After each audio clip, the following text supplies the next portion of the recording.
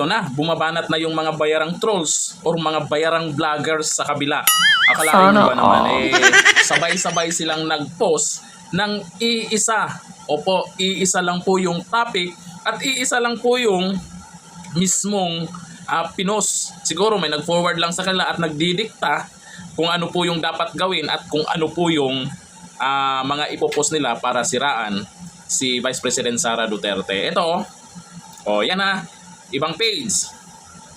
Ibang page. Ibang page. Ibang page. Ibang page. Iba-ibang page. Iisa lang ang post para kumalat yung paninira nila kay Vice President Sara Duterte. Na itong nakaraan, binuking natin, merong yung naka-boost, yung binabayaran kay Meta sa Facebook. 'Di ba? May budget para kumalat. Ayan. Alam naman natin, mag-e-eleksyon. Talagang pilit nilang siraan